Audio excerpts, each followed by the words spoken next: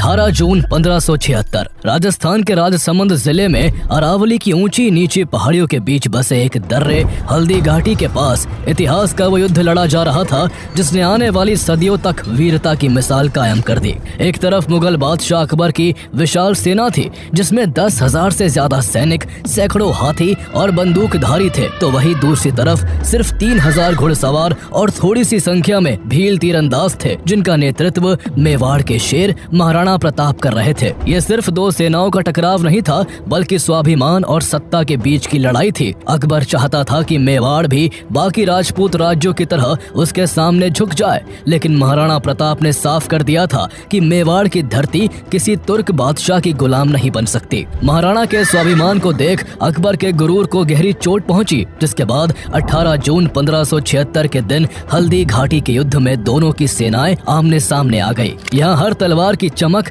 हर तीर की चोट और हर योद्धा की हुंकार इस बात की गवाही दे रही थी कि राणा की सेना अपनी आखिरी सांस तक धरती माँ की रक्षा करेगी। युद्ध भूमि पर महाराणा प्रताप का घोड़ा चेतक गरज रहा था जिसकी छलांगे दुश्मन की रगों में खून जमा देती थी। जब महाराणा ने चेतक को मान सिंह के हाथी की ओर दौड़ाया और भाले का वार किया तो पूरा मैदान सन्न रह गया। दुश्मन की भीड़ के बीच महाराणा प्रताप ऐसे लड़े मानो कोई इंसान नहीं बल्कि खुद अरावली का शेर कूद पड़ा हो। ये युद्ध इतना भयंकर था कि हल्दी घाटी, जिसका यह नाम उसकी मिट्टी के पीले होने की वजह से पड़ा था, उस दिन ये मिट्टी लहू से लाल हो गई। लेकिन क्या महाराणा प्रताप मुगल बादशाह अकबर की विशाल शक्ति को रोक पाए? चेतक ने अपनी आखिरी सांस तक कैसे राणा की जान बचाई? हल्दी घाटी के बाद किस तरह प्रताप ने गुरिल्ला युद्ध से मुगल सेना को घुटनों पर ला दिया? आइए जानते हैं महाराणा प्रताप की वो अमर गाथा जो आज भी हर भारतीय के दिल में जोश और गर्व की लहर पैदा कर देती है। मेवाड़ का गौरव और स्वाभिमान सदियों से चमकता आ रहा था, लेकिन 16वीं सेंचुरी में जब मुगल एम्पायर भारत में अपनी जड़ें जमाने लगा तब मेवाड़ को इस गौरव की सबसे कठिन परीक्षा से गुजरना पड़ा। सेंट्रल एशिया के फरगना से आए तैमूर लंग के वंशज बाबर ने 1526 में फर्स्ट बैटल ऑफ पानीपत में इब्राहिम लोदी को हराकर दिल्ली सल्तनत पर कब्जा कर लिया और भारत में मुगल साम्राज्य की नींव रखी। 1530 में बाबर की मौत के बाद उसका बेटा हुमायूं गद्दी पर बैठा, लेकिन उसका शासन अनस्टेबल रहा। 1540 में शेरशाह सूरी ने उसे हराकर एग्जाइल में भेज दिया। इसी दौरान 9 मई 1540 को मेवाड़ के राणा उदय सिंह और उनकी पहली रानी जयवंता बाई के घर एक बेटे का जन्म हुआ जिसका नाम प्रताप रखा गया। ये मेवाड़ के लिए एक नए युग की शुरुआत थी। प्रताप की माँ एक कृष्ण भक्त थी, इसलिए उन्होंने प्रताप को बचपन से ही महाभारत की कथाएं, भगवान कृष्ण की शिक्षाएं और एथिकल वैल्यूज सिखाई। साथ ही प्रताप को अपने ग्रैंडफादर राणा सांगा और ग्रेट एंसेस्टर बप्पा रावल की वीरता की कहानियां भी सुनाई जाती। राणा सांगा ने फॉरेन इन्वेडर्स के खिलाफ मेवाड़ की रक्षा की थी और बप्पा रावल ने मेवाड़ को एक पावरफुल राज्य बनाया था। इन स्टोरीज ने प्रताप के मन में देशभक्ति और स्वाभिमान की गहरी जड़ें डाल दी। प्रताप का बचपन गुरुकुल और भील समुदाय के बीच बीता। सुबह वो गुरुकुल में वेद, शास्त्र और युद्ध कला सीखते और दोपहर में भीलों की बस्तियों में चले जाते। भील उन्हें प्यार से कीका कहते थे क्योंकि उनकी कम्युनिटी में बेटों को इसी नाम से पुकारा जाता था। भीलों के बीच रहते हुए प्रताप फिजिकली और मेंटली मजबूत होते गए। बहुत कम उम्र में ही वो घोड़ा दौड़ाने, तेज तर्रार तरीके से तलवार चलाने और तीरंदाजी में महारत हासिल कर चुके थे। उनका साहस देखकर लोग दंग रह जाते थे। राणा उदय सिंह के सबसे बड़े बेटे होने के नाते उन्हें राज्य में युवराज की उपाधि मिली और वो आम जनता के बीच इस तरह से घुल मिल गए कि उनकी पॉपुलैरिटी छोटी सी उम्र से ही बढ़ने लगी। उसी बीच राजस्थान की धरती से थोड़ी ही दूर सिंध के अमरकोट में 1542 में हुमायूं के बेटे जलालुद्दीन अकबर का जन्म होता है। अकबर को 1556 में सिर्फ 13 वर्ष की उम्र में ही दिल्ली की गद्दी पर बैठा दिया जाता है। चूँकि अकबर उम्र में छोटा था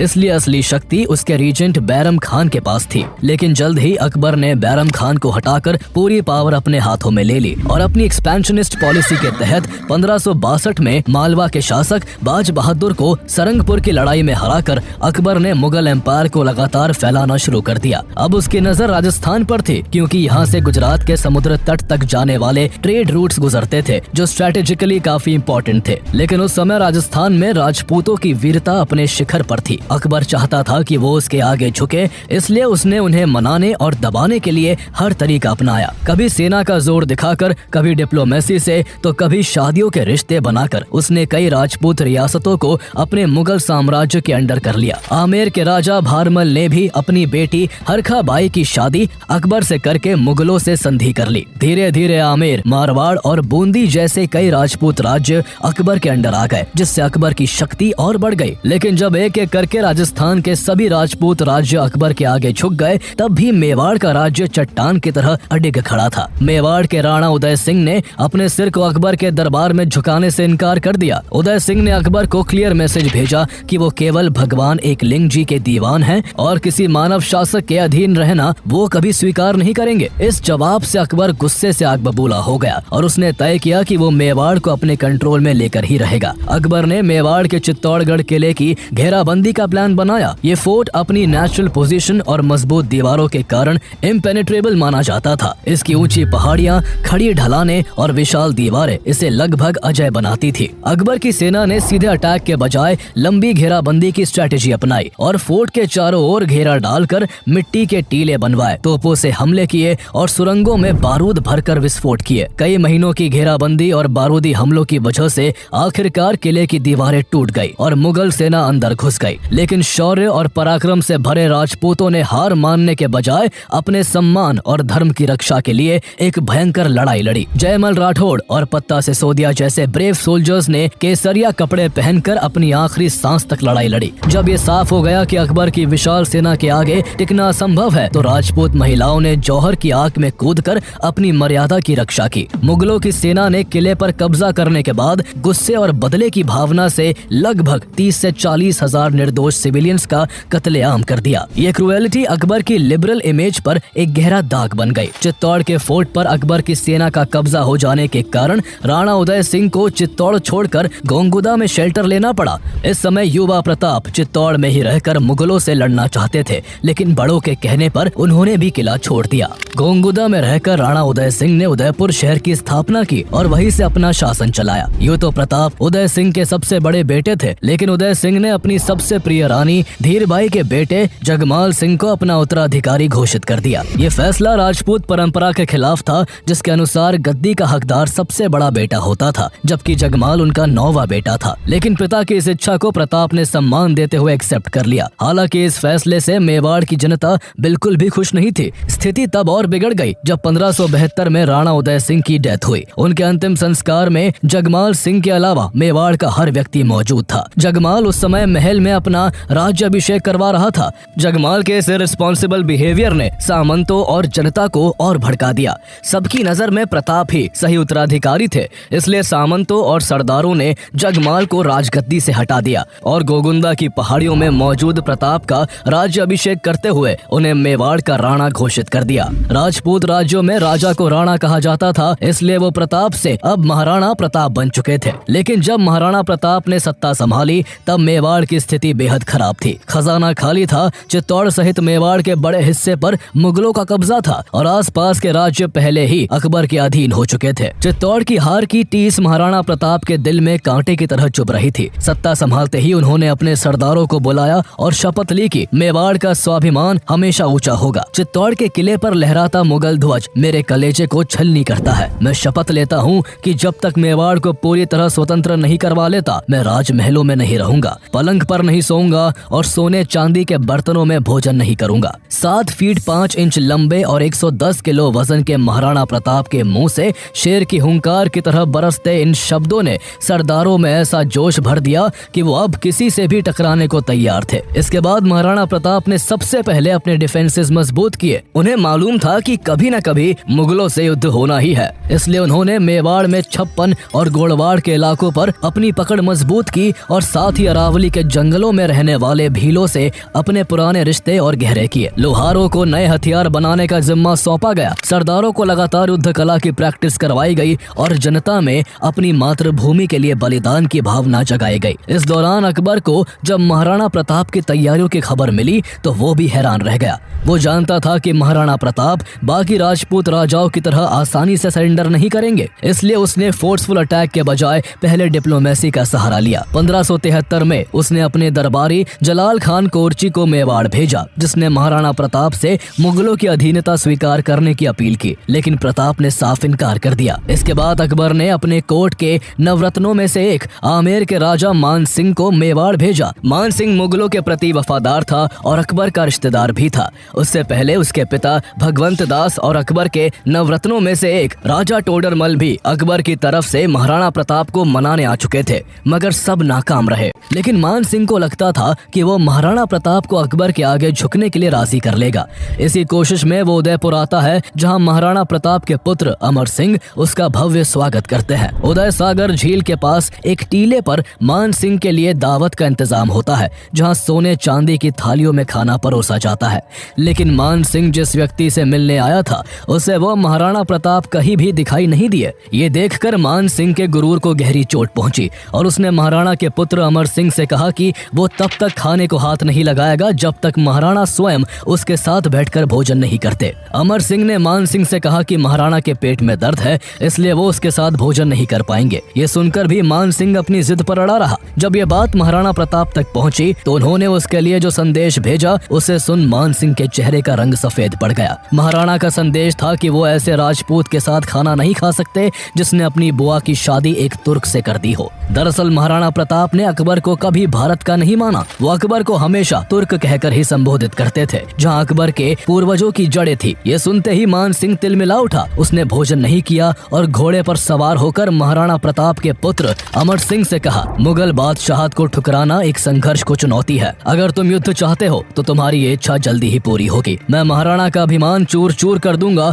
अब हमारी अगली मुलाकात युद्ध भूमि में होगी। तभी अमर सिंह के साथ खड़े भीम सिंह डोडिया ने मान सिंह से व्यंग्य में कहा, जब लड़ने आओ तो अपने फूफा अकबर को साथ लाना मत भूलना। ये सुन मान सिंह और बुरी तरह से बौखला गया। कहते हैं कि मान सिंह के जाने के बाद महाराणा प्रताप ने उन बर्तनों को धुलवाया जिनमें उसे खाना परोसा गया था, ताकि उनकी नजरों में उस पाप को धोया जा सके जो पाप मान सिंह ने अपनी बुआ की अकबर से शादी करवा कर किया था। जब मान सिंह ने अकबर के दरबार में पहुंचकर महाराणा प्रताप द्वारा किए गए ह्यूमिलिएशन की कहानी सुनाई तो अकबर आग बबूला हो उठा। इससे पहले भी वो कई दूतों को भेज चुका था, लेकिन हर बार महाराणा प्रताप ने मुगलों के आगे झुकने से साफ इनकार कर दिया था। गुस्से से भरे अकबर ने अब मेवाड़ को सबक सिखाने की ठान ली। उसने मेवाड़ को अधीन करने के लिए मान सिंह को सेना को लीड करने की जिम्मेदारी सौंप दी। अब तक अकबर के पाले में महाराणा प्रताप के दो भाई भी थे। जगमाल सिंह को जब राजगद्दी से हटाया गया था, तब वो मेवाड़ छोड़कर अकबर की शरण में आ गया था। अकबर ने उसे जहाजपुर की जागीर सौंप दी ताकि वो महाराणा प्रताप के खिलाफ उसका साथ दे सके। इससे पहले महाराणा प्रताप का एक और भाई शक्ति सिंह भी अकबर के रहमो करम पर अपनी जिंदगी काट रहा था।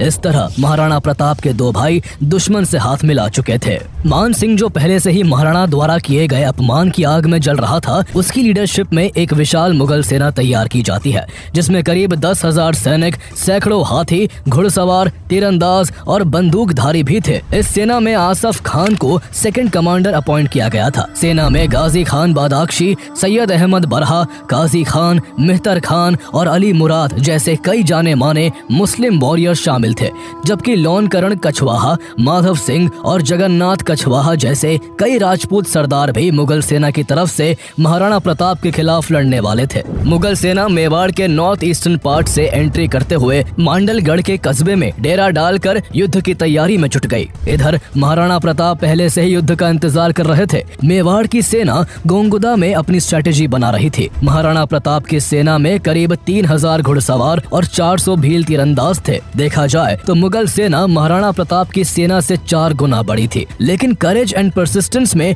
प्रताप की सेना का कोई मुकाबला नहीं था। उनके साथ बड़ी सादड़ी के झालामाड़ सिंह, सलूम्बर के कृष्णदास चुंडावत और रावत नेतसी जैसे कई वीर राजपूत सरदार थे। भील जनजाति के मुखिया राव पूंजा ने भी राणा का साथ दिया। एक और खास योद्धा हकीम खान सूर थे, जो शेरशाह सूरी के वंशज थे और मुगलों के खिलाफ अपनी एंसेस्ट्रल एनमिटी के कारण मेवाड़ की सेना के साथ थे। महाराणा प्रताप ने मुगल सेना की तादाद ज्यादा होने की वजह से उसको हल्दी घाटी के दर्रे में घेरने का प्लान बनाया। अपनी पीली रंग की मिट्टी के कारण इस घाटी का नाम हल्दी घाटी पड़ा, जिसके बीच से निकलने का रास्ता इतना नैरो था कि एक साथ ज्यादा सैनिक इसमें से नहीं निकल सकते थे। 18 जून 1576 की सुबह सूरज उगने से पहले ही दोनों शिविरों में हलचल शुरू हो जाती है। महाराणा प्रताप अपनी 3000 की कैवलरी को 2 हिस्सों में बांटते हैं। एक छोटा हिस्सा हकीम खान सूर की लीडरशिप में था, जिसमें रामदास राठौर, कृष्णदास चुंडावत और रावत नेतसी जैसे वॉरियर्स शामिल थे। सेना का मुख्य हिस्सा खुद राणा प्रताप की लीडरशिप में था। इस टुकड़ी में राजा रामशाह तोमर और झालामान सिंह थे। जैसे ही सूरज की पहली किरणें हल्दी घाटी पर पड़ी, युद्ध का बिगुल बज जाता है। मुगल सेना की advance frontline unit Syed Hashim बरहा की लीडरशिप में हल्दी घाटी के वेस्टर्न पार्ट की ओर बढ़ती है। महाराणा प्रताप की सेना पहले से ही तैयार थी। जैसे ही मुगलों की सेना नजदीक आई, मेवाड़ की छोटी टुकड़ी ने बिजली की तरह अचानक तेज हमला बोल दिया। इस सडन एंड शार्प अटैक ने मुगल फ्रंटलाइन यूनिट को पूरी तरह से तितर बितर कर दिया। उबड़ खाबड़ जमीन और कांटों भरे रास्तों ने मुगल सैनिकों को और परेशान किया, जिसकी वजह से एक कंफ्यूजन का माहौल क्रिएट हुआ और हाशिम बरहा की यूनिट पीछे हटते हुए कुछ ही पलों में अपनी ही सेना की एक यूनिट से जा टकराई, जिसका नेतृत्व आसफ खान और जगन्नाथ कछवाहा कर रहे थे। इस अफरा तफरी में मुगल सेना के राजपूत सैनिक भेड़ों की तरह भाग खड़े हुए। इस बीच महाराणा प्रताप की मेन यूनिट ने हल्दी घाटी के मुहाने पर मुगल सेना की दूसरी टुकड़ी पर भी जोरदार हमला बोल दिया, जिसका नेतृत्व काजी खान और शिकरी के शेखजादे कर रहे थे। महाराणा प्रताप की अगुवाई में ये हमला इतना जबरदस्त था कि काजी खान की यूनिट की हालत खराब हो गई और मुगल सेना में भगदड़ मच गई। इसके बाद जैसे ही युद्ध हल्दी घाटी के ऊपरी हिस्से से निकलकर खमनोर के खुले मैदानों में पहुंचा, दोनों सेनाओं को मूव करने की जगह मिल गई और लड़ाई और भी ज्यादा भयंकर हो गई। मेवाड़ की सेना ने अपने इनिशियल अटैक्स में मुगल सेना को पूरी तरह से हिला दिया। जब चारों तरफ से मुगल सेना में हाहाकार मच गया, तब मान सिंह ने खुद युद्ध के मैदान में उतरने का फैसला किया। इस बीच मुगलों की सेना में बंदूकों से फायर करने वाले सैनिक भी थे, जिन्होंने मोर्चा संभालते हुए मेवाड़ की सेना पर गोलियों की बौछार शुरू कर दी। भालों और तलवारों से गोलियों का मुकाबला नहीं हो सकता था, इसलिए इस बार बंदूकधारियों के हमले से मेवाड़ की सेना को भारी नुकसान हुआ और उनके कई सैनिक मारे गए। जब महाराणा प्रताप को लगा कि मुगलों की सेना भारी पड़ती दिख रही है, तो उन्होंने हाथियों को बैटलफील्ड में उतारने का आदेश दिया। इसके बाद युद्ध में हाथियों की एंट्री हुई। मुगल सेना का गजमुख्ता नामक हाथी मैदान में उतरा, जिसका मुकाबला मेवाड़ की सेना के हाथी लोना ने किया। लोना ने गजमुख्ता को बुरी तरह से घायल कर दिया, जो इस वार से मैदान छोड़कर भागने ही वाला था कि तभी एक गोली ने लोना के महावत को मार गिराया, जिस कारण लोना युद्ध से बाहर हो गया। तभी मेवाड़ का सबसे प्रसिद्ध हाथी राम प्रसाद युद्ध में शामिल होता है। राम प्रसाद इतना विशाल था कि उसने मुगल सेना में भारी तबाही मचा दी। मुगल सेना के गजराज और रणमंदर नाम के हाथी भी राम प्रसाद के सामने ज्यादा देर तक टिक नहीं पाए, लेकिन तभी एक तीर ने राम प्रसाद के महावत को भी मार गिराया, जिसके बाद मुगल सेना ने राम प्रसाद को पकड़ लिया। ये इस युद्ध में मुगलों को मिली सबसे बड़ी सफलता थी। इस हाथी को बाद में अकबर को तोहफे में पेश किया गया, जिसके किस्से अकबर ने कई बार सुने थे। अकबर ने उसका नाम बदलकर राम प्रसाद से पीर प्रसाद कर दिया और उसे खाने के लिए एक से बढ़िया एक चीजें दी। लेकिन इस हाथी की वफादारी महाराणा प्रताप के लिए ऐसी थी कि उसने हर स्वादिष्ट खाने को ठुकरा दिया और मुगलों का खाना पानी लिए बिना ही 18 दिन बाद राम प्रसाद की मृत्यु हो गई। राम प्रसाद के पकड़े जाने के बाद महाराणा प्रताप की तलवार पहले से भी ज्यादा चमकने लगती है। अपने प्रिय घोड़े चेतक पर सवार होकर वो मुगल सेना के बीच ऐसे लड़ रहे थे जैसे कोई बिजली कड़क रही हो। उनकी तलवार जिधर घूमती, दुश्मनों के सिर धड़ से अलग हो जाते। इस बीच उनके बहादुर सरदार भीम सिंह दोडिया ने दूर से मुगल सेनापति मान सिंह को देखा, जो अपने हाथी पर बैठा युद्ध का नेतृत्व कर रहा था। भीम सिंह ने एक पल भी नहीं सोचा और मान सिंह की तरफ अपनी पूरी ताकत से भाला फेंका। भाला अपनी दिशा से थोड़ा चूक गया और मान सिंह बाल बाल बच गया। इसी बीच मुगल सोल्जर्स ने भीम सिंह को घेर लिया।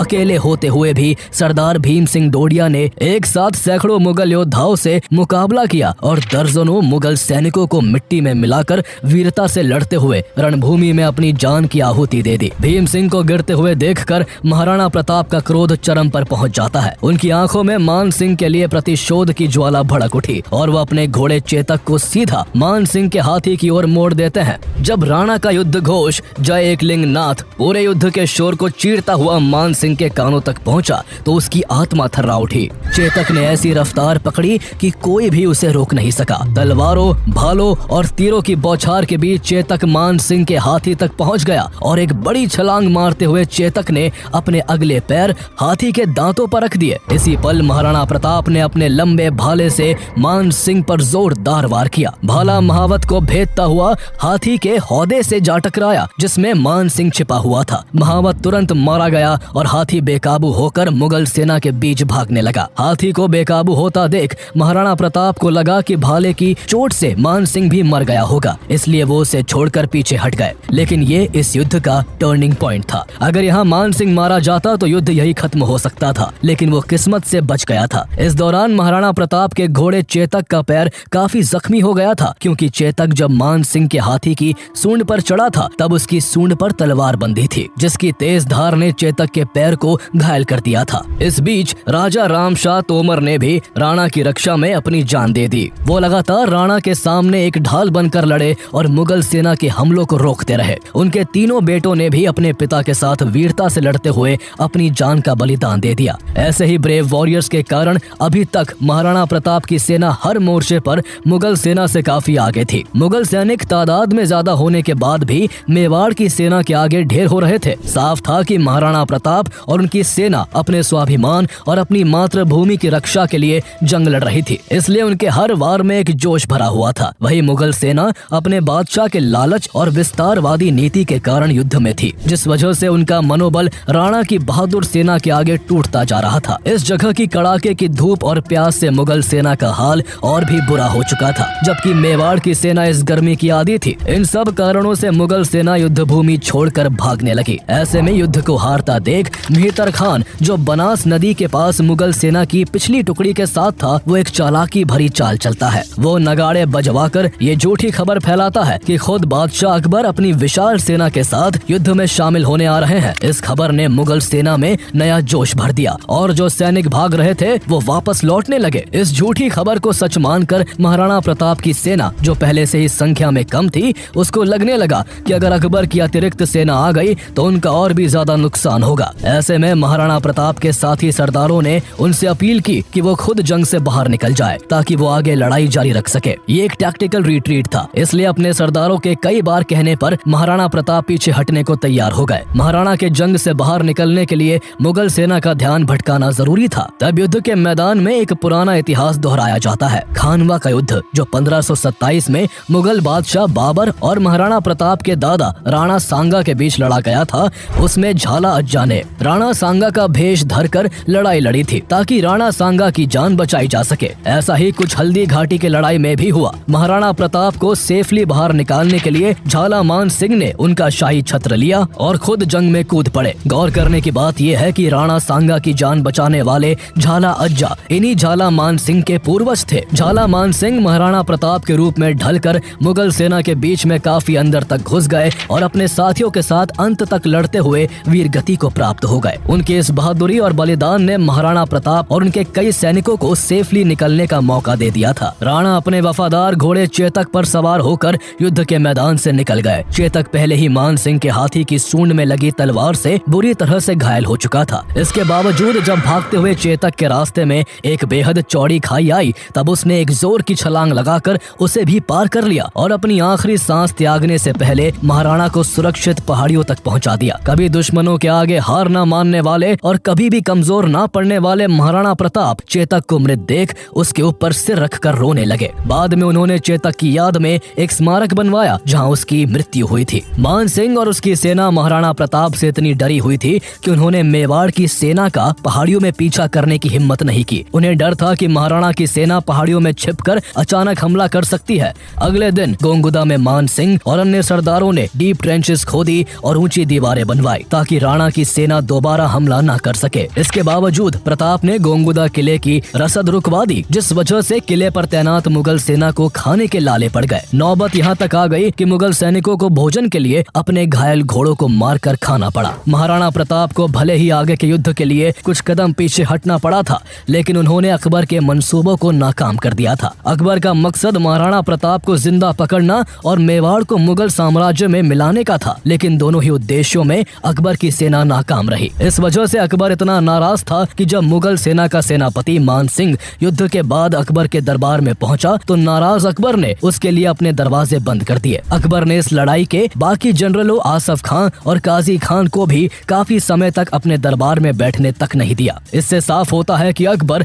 हल्दी घाटी युद्ध के परिणाम से बिल्कुल भी खुश नहीं था। था। इधर महाराणा प्रताप खुद को और भी स्ट्रॉन्ग करने में लगे हुए थे। इस बीच उन्होंने लड़ाई लड़ने की अपनी स्ट्रेटेजी भी चेंज की। उनकी सेना को गोरिल्ला वॉरफेयर में महारत हासिल थी, इसलिए मुगलों से डायरेक्ट कॉन्फ्रंट्रेशन की जगह इसी के तहत उन्होंने अपने हमले जारी रखे। लोकल भीलों की मदद से महाराणा प्रताप गोरिल्ला युद्ध करने लगे। वो मुगलों पर घात लगाकर हमला करते और फिर जंगलों में गायब हो जाते। ऐसा लगता था कि महाराणा प्रताप 100 जगह एक साथ खड़े हैं। इससे अकबर की सेना का मनोबल टूटने लगा। मुगलों को इतना भय हो गया था कि उन्हें मालूम ही नहीं था कि उन पर कब और कहां से हमला हो जाए। गोरिल्ला युद्ध के कारण मेवाड़ को जीतने निकली मुगल सेना खुद मेवाड़ में कैद होकर रह गई थी। लेकिन महाराणा प्रताप तब तक चैन की सांस नहीं लेने वाले थे जब तक वो अकबर से अपने राज्य का हर हिस्सा वापस नहीं छीन लेते। इसलिए उन्होंने एक और बड़े युद्ध की तैयारी शुरू कर दी। उन्होंने अपने सरदारों को कहा कि धन इकट्ठा करके एक विशाल सेना का निर्माण किया जाए। जब महाराणा प्रताप के बचपन के दोस्त भाभा शाह को पता लगा कि महाराणा को सेना खड़ी करने के लिए पैसे की जरूरत है, तो उन्होंने अपनी सारी दौलत महाराणा प्रताप को सौंप दी। इसके बाद महाराणा प्रताप एक बड़ी सेना को खड़ा करते हैं और हल्दी घाटी युद्ध के 6 साल बाद 1582 में मुगल सेना और महाराणा प्रताप के बीच दिवेर का युद्ध लड़ा जाता है। उनकी सेना दिवेर के पासेस में मुगल ठिकानों पर बिजली की तरह टूट पड़ी। इस युद्ध में मुगल सेना का नेतृत्व